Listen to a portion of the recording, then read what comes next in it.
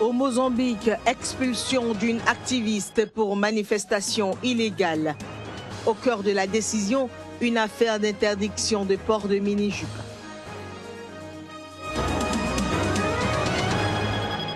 Les élections à Zanzibar passées, Washington suspend 472 millions de dollars d'aide à la Tanzanie.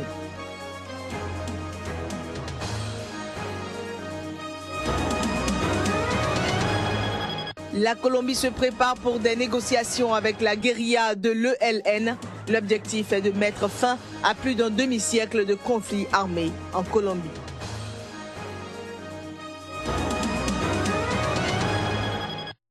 Bienvenue à toutes et à tous à cette nouvelle séquence d'informations sur Sika.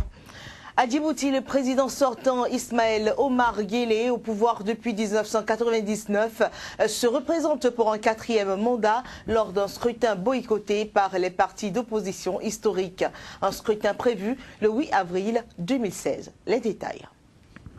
Encore quelques jours et les Djiboutiens iront aux urnes pour une élection présidentielle où le président sortant Ismaël Omar Guelleh, 68 ans, se représente pour un 4e mandat. Un scrutin au cours duquel il devra affronter 5 autres candidats. Les élections du 8 avril auront à peu près 6 candidats. 2 indépendants, 3 de l'opposition et le président sortant. Donc c'est de bon augure que les gens puissent se lancer dans la bataille électorale. Et il est important aussi que la diversité puisse s'exprimer d'opinions, de visions, de projets de société à travers chaque candidat. Je crois que c'est un bon signe pour la démocratie dans ce pays. L'opposition est plus discrète et surtout morcelée. L'Union pour le salut national, une coalition de 7 partis, créée en janvier 2013, a éclaté après s'être déchirée sur la stratégie à adopter pour cette élection. 3 de ces partis ont décidé de la boycotter et le restant de l'USN n'a pas pu s'accorder sur une candidature unique. Elle sera donc représentée par 2 candidats. L'USN devait participer à ces prochaines élections pour pouvoir apporter le changement dont ce pays a besoin. Nous participons parce que nous voulons du changement dans ce pays. Notre parti a décidé de ne pas participer à l'élection présidentielle prévue pour le 8 avril 2016 parce qu'il considère que c'est une mascarade électorale, que les conditions minimales de transparence ne sont pas garanties. C'est d'ailleurs assez facile à comprendre lorsque l'on sait que l'accord cadre entre l'opposition, entre l'USN, notre coalition des partis djiboutiens d'opposition, l'Union pour le salut national, l'accord cadre entre donc l'USN et le gouvernement n'a pas été respecté. En poste depuis 1999, le président djiboutien Ismaël Omar Guelleh est presque assuré d'être réélu. Lors de l'élection présidentielle du 8 avril, l'opposition paraissant trop divisée pour prolonger l'élan des législatives de 2013 et capitaliser sur le mécontentement populaire. Au Kenya, le vice-président William Ruto, accusé de crimes contre l'humanité pour son rôle dans les violences post-électorales qui ont secoué le pays en 2007 et 2008, sera fixé sur son sort mardi prochain. Les juges de la Cour pénale internationale publieront mardi leur décision sur un éventuel abandon des poursuites qui pèsent sur William Ruto et son co-accusé Joshua Arap Sang. En effet, les 2 hommes avaient donc demandé fin 2015 l'abandon des poursuites. La décision de la CPI sera donc notifiée uniquement par écrit et rendue publique. Restons donc à parler du Kenya. 3 semaines d'amnistie lancées mercredi au Kenya, donc une action à l'intention donc de ceux qui remettront aux autorités de l'ivoire d'éléphant et de la corne de rhinocéros. Une initiative en prélude à la plus grande cérémonie de crémation jamais organisée en Afrique.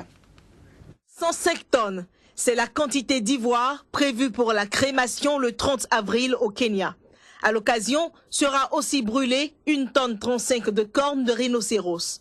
Le ministre de l'Environnement, à l'occasion du lancement des préparatifs de la cérémonie de crémation sur le site du parc national de Nairobi, a fait passer l'information que voici. In the spirit Avec la cérémonie de crémation de l'ivoire d'éléphant et de la corne de rhinocéros qui approche, je souhaiterais offrir 21 jours d'amnistie pour tout type de trophée animal détenu sans permission de la part des services animaliers du Kenya. Ceci dit, quiconque en possession d'ivoire, de cornes de rhinocéros ou de tout autre type de trophée animal, de bijoux ou de bibelots en ces matières doit donc les remettre aux autorités. Le braconnage d'éléphants et de rhinocéros et le commerce illégal d'espèces animales est un des plus gros problèmes de l'Afrique. Il menace la survie même de ces espèces. Si vous ne brûlez pas l'ivoire et qu'il reste dans les coffres de magasins, il reste une tentation pour les membres du gouvernement corrompu. Nous savons que la corruption est le facteur numéro 1 des crimes contre la nature en Afrique. Si nous transformions cet ivoire en un beau monument ou autre, ce serait une infamie envers les éléphants. Ces animaux ont été tués, massacrés pour cet ivoire. On ne doit pas en faire quelque chose de beau. Nous ne ferions pas cela avec des victimes de violences post-électorales ou n'importe quelle forme de violence. Pourquoi devrions-nous alors le faire avec des éléphants? Ce que nous essayons de dire, c'est que cet ivoire n'a pas de valeur. Les éléphants sont inestimables. En présence de nombreux chefs d'État, militants de la protection de la faune et célébrités, la cérémonie devrait être conduite par le président Uhuru Kenyatta. Plus de 30 000 éléphants sont tués chaque année en Afrique pour leur défense, dont l'ivoire se vend aux alentours de 1 000 € le kilo.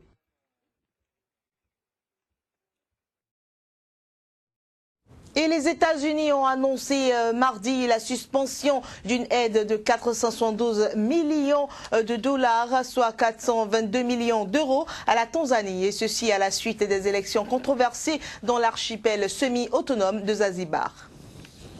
Le Millennium Challenge Corporation, MCC, un organisme gouvernemental américain qui aide des pays en voie de développement respectant des standards de démocratie et de protection des droits fondamentaux, a voté pour la suspension de la mise en œuvre de cette aide. L'organisme a critiqué les nouvelles élections à Zanzibar qui n'étaient ni inclusives ni représentatives et a affirmé que le gouvernement n'a pas pris de mesures pour assurer le respect de la liberté d'expression et d'association dans la mise en place de la loi sur la cybercriminalité.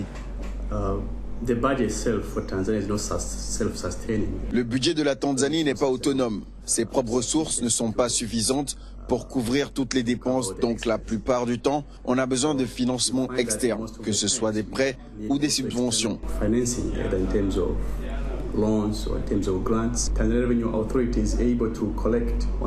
Le trésor public tanzanien arrive en moyenne à collecter 1 milliard et quelques par mois. Donc c'est comme dire que le Millennium Challenge Corporation retient l'intégralité des revenus pour un mois du pays.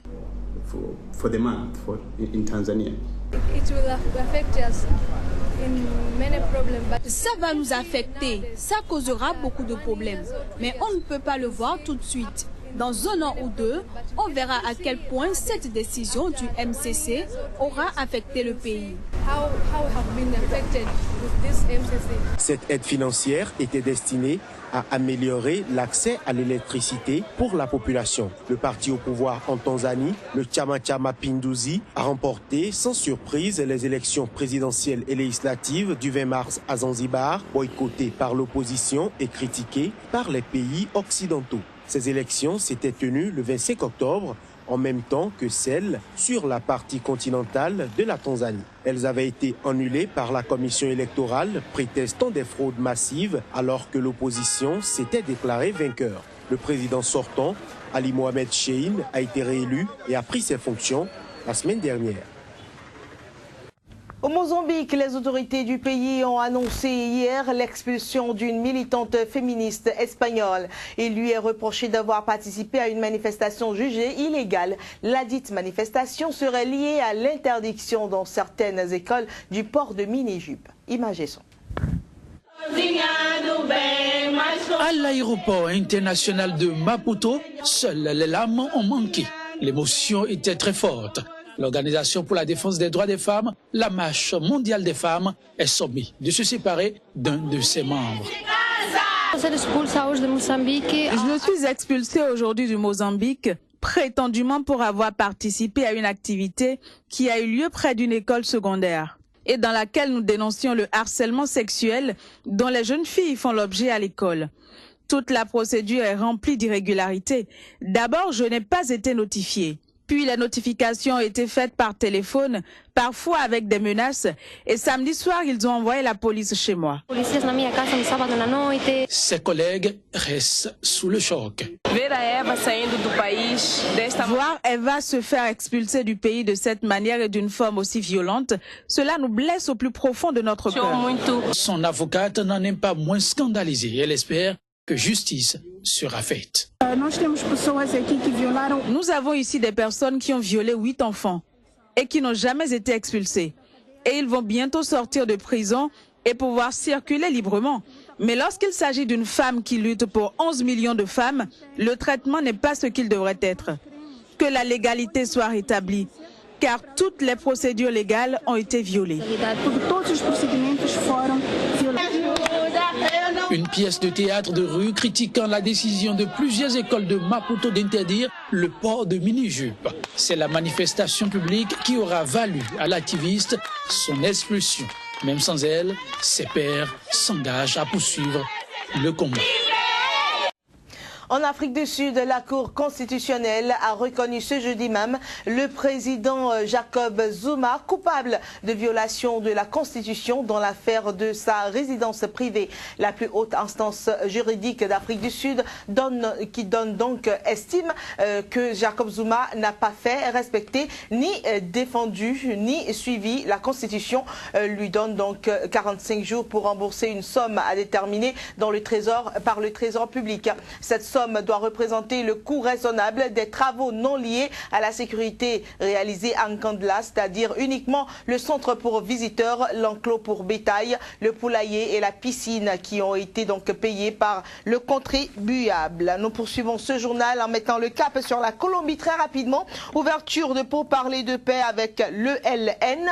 Eh bien, la Colombie en a fait l'annonce mercredi. Des pourparlers en parallèle à ceux déjà menés avec la principale rébellion des FARC pour mettre un terme à plus d'un demi-siècle de conflit armé. Après Cuba pour les FARC, l'Équateur sera le siège principal des négociations avec l'ELN, même si aucune date n'a été avancée pour le début de ces nouvelles discussions. Des sessions de discussion se tiendront également au Venezuela, au Chili, au Brésil et à Cuba, qui seront avec la Norvège garants de ces pourparlers. L'avis des citoyens est varié. C'est en accord avec la politique suivie par le gouvernement de Santos, qui est de promouvoir la paix avec tous les groupes armés. Ce qu'on ressent, nous les citoyens, c'est le doute en ce qui concerne le développement du plan de paix avec le nouveau groupe, parce qu'avec les FARC, on a eu des déceptions. La finalité, c'est parvenir à une Colombie en paix. Avec la guérilla, c'est très compliqué. Donc si ça arrive, parfait. Mais avec ces gens, vous ne savez jamais. Je pense que c'est très positif. Je pense que la Colombie attend que le processus de paix soit formalisé pour qu'on puisse vraiment tous vivre dans un pays en paix. Tant que tout est fait de façon juste et que l'ELN trouve un compromis pour faire ce pas. On est en guerre depuis 60 ans et vraiment, si l'ELN ne rejoint pas le processus de paix, les choses ne marcheront pas non plus. C'est un groupe important au sein de la guérilla. Je pense que c'est une annonce très importante. L'ELN, mouvement rebelle inspiré de la révolution cubaine et de Che Guevara, a entamé en janvier 2014 un dialogue exploratoire à des pourparlers de paix avec le gouvernement du président Juan Manuel Santos. Une fois la nouvelle connue, les FARC ont salué un moment historique pour la Colombie, tandis que le président colombien s'est félicité d'une avancée vers la fin définitive du conflit armé et une paix complète. Ravi de vous avoir présenté cette édition. Mesdames et messieurs, merci à vous d'avoir été des nôtres. Restez en compagnie de nos